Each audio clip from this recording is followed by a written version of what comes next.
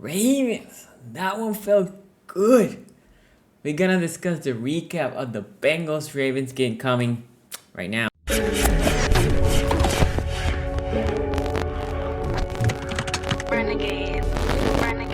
Yo, my name is Sunny. Welcome to szg.sports. And if you love Ravens content, and I know you do, please subscribe, hit the bell so you know when I come either live or pre-recorded video. Also, comments and likes are appreciated. I always go through all the comments and try to reply to every single one of y'all. Woo! Look, I barely have slept. It was a good game.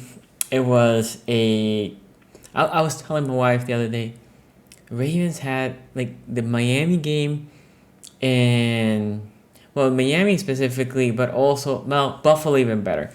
Those two games were games that, if you're not a Ravens fan, they were great games. And we have been in the short end of both of those great games. This was a great game, and we were on the other side. Look, we're going to go through all positions, right? And I'm going to get in the grades. Let's start about the O-line. I'm going to go with Moses. Hell of a game, in my opinion. Zeiler keeps being strong. One of the best, very underrated signing last year. Linderbaum, very, very strong performance. On the left side, Powers, again, by power standard, he had a decent one. Stanley was, especially for 2 years, excellent. By Stanley standard from 2 years ago, he had a good performance. You see what I'm saying? Like, for all pro, he was like, good, right? He had a good matchup, meaning Henderson's no slouch. And then on the bar that he hasn't played for 2 years, he was impressive. And then McCarry, I felt like it was his worst game so far this year. And I don't want to pick on McCarry. He also coming from an injury. And again, he wasn't a left tackle coming out of college or just for the Ravens, right? He's more of an interior guy. I love McCarry. But I think, obviously, he was the weakest point last night. Okay, saying that, I think overall the O-line has to get at least a solid B+. I thought that they did a pretty good job. Yes, Lamar had pressure most of the time by blitzers. And when they're blitzing, I mean, the O-line can do only so much, especially when they were doing delay blitzing. Now, let's talk about running game. Because, let's say Lamar. Lamar's always Lamar, right? Lamar was very good on the running attack. But J.K. Dobbins, think about this running attack since J.K. has come. From Buffalo, right? In Buffalo, you can see his spurt. And then yesterday, he had a great game. And you can see this running game picking up. And I'm excited because now running game with the passing attack. And again, the passing attack, we'll talk about it soon. But that is something, right? And then I love that they're lining Duvernay all over the place, right? Almost like a la Deebo Samuel. So if you can have Duvernay be all around, then he's going to have more of an impact. And it's going to be harder for defenses to just pick on him. Drake also had a couple of really good runs. I thought he was great. Tight ends, Mark Andrews did his thing. He was great. The rest of them were very quiet. I know Likely had that completion there, almost for a first down. But for the most part, the tight ends were quiet. And so was the passing game. Duvernay had a really good game, in my opinion, overall. But other than that, obviously, Bateman's not there, so pro, nothing, right? I mean, he had a catch, I think. As far as I remember, Robinson, also not much, right? So overall, this running receiving core was not great. So, going back, A for the running backs, A. And then tight ends, I think a B+, only because Andrews was an A, but the rest were not there. Receiving core, I would say Duvernay, I would give him an A. The rest, C-, D, where were they, right? So obviously, there was place to be that were left there, and there was by Lamar. And Lamar is great for me. It's probably a C+. On the running side, he had, for me, an A. On the passing side, C-. Look, that deep ball, Duvernay got completely wide open. He should have just dropped dime. But that's a hard one. The one that Wallace leaked and he couldn't walk.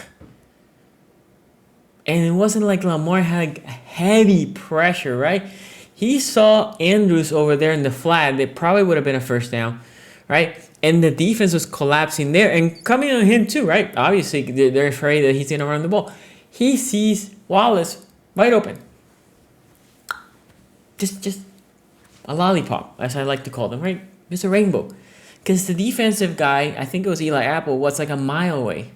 So obviously those were just two huge plays, right? Those are 10 points at least. Before I go to the defense, coaching was better. I'm not a fan of going for it. I think it hasn't been working lately. Even that play, I think coaching gets a B- because although I respect Lamar wants to go every time for it, right? And that he's a player, right? That's what you want from Lamar. Same time, Harbaugh, you are the coach. You can see in your face that you didn't want to go for it. Lamar, come. We ain't going for it. Come. So that was my problem with Harbaugh. Let's talk about the defense. The defense came to play. On the running side, meaning rush defense, we started good against a bad running team, and then they got cooking. And we were lucky, in my opinion, that they didn't attack us more in the running attack, especially when they were in the red zone. I'll take it. The interior, Madubuike had a very quiet game. Jones, very quiet game. Urban knocked that ball down, but overall, another very quiet game. I felt like, I know we had a couple sacks. Can't remember who was the people that sacked him. I think it were mostly the edges. I think Owe had a okay game. You can see his presence, but again, the impact, sometimes you can't feel it. JPP batted a couple balls. Also, he was working. Look, I'm excited for one thing.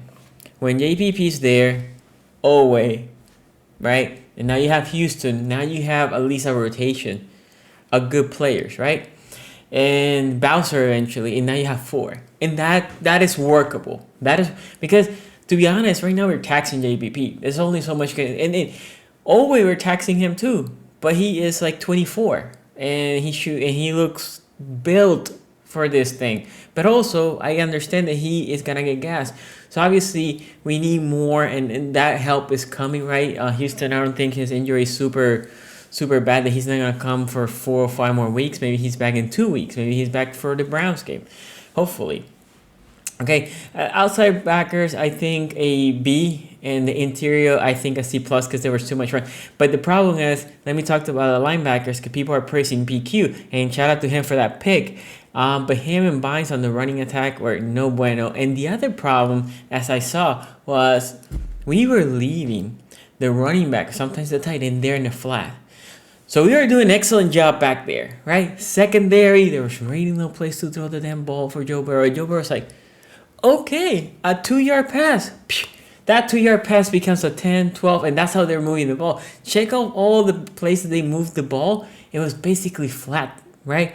Or just wheel hitch, or just flat, and you 3 yards there, 2 yards there, and then those became long passes because then there's nobody there, and the running back was running hard, or the tight end, right? Hayden Hurst had a really good game. So my linebackers, I think a C, because the running attack for the Bengals became alive, and yes, that is the D tackles as much as you. Sometimes the D tackles were doing it right. They were preventing the linemen to get to the second level, but the linebackers weren't there to clean it up. That's what you want your linebackers. This is not only PQ, Josh Brown, I thought, had a very underwhelming game. And also look to me when Williams, right, got hurt, they went more to that traditional 2 linebacker set. And I don't know if that taxed Bynes, but that could have been too. Okay. Let's talk about the corner. I thought all 3 corners mainly had a really good game. I didn't see much of Stevens. He might have been there. I don't remember him getting targeted really much. But Pepe, I see you, Pepe. I see you. And he has some errors too, but that's okay. Again, rookie. I know he had the penalty. Peters had a couple penalties too, but I think overall he had a strong game. I think if you say Pepe, for me, had a B. Peters had like a B also, and then Marlon Humphrey was excellent, A plus. And then on the safeties, I thought Charles Clark had a strong game, and this is telling. Williams goes out, and who is the starting safety after Williams goes out? Geno Stone. That surprised me. I would like to hear from you down there. What do you think Geno Stone got the nod? I would have expected Cal Hamilton. Now, Cal Hamilton had that. I think he panicked on Hayden Hurst. Hayden Hurst is a savvy veteran by now. And he definitely had a PI. But I would expect Cal to be the starter. And he wasn't. Now, I don't have no problem with Geno. I thought Geno had a really strong game, actually, when he came in. But it's just surprising, concerning that Kyle Hamilton didn't get the nod. So hopefully he gets it, as we will see Williams going to the IR. I thought safeties, I will give them also a B. Look, I thought it was a really, really strong performance. As I see, the problem is our offense, they need more pass catch. As soon as Bateman's not there, now that they're very bare on the pass catching side, and they need more pass catching. But if Bateman's there, look, I think they should get one of the receivers that is out there still, right? Talk about Will Fuller. Will Fuller's gonna be good for like 4 games. That's fine. That's fine. Bateman's gonna be out for a couple of weeks. Bring Will Fuller, even if it is for go routes. Even if it is for go route, that helps another receiver stretch the field. And they need to figure out how to convert to points, not only field goals, but to actual points. And then they're going for it. It's getting old. Again, not a fan. I'm happy that they took the points there. I was one, check on Twitter. I'm not the one complaining that they didn't go for it. If anything, I even like the idea that trying to make them jump. I didn't like the execution. They put Mark Andrews there right away. I would have let Lamar start doing it and then let Andrews go there and just say, "Hey," right? To hut the ball, to get the snap.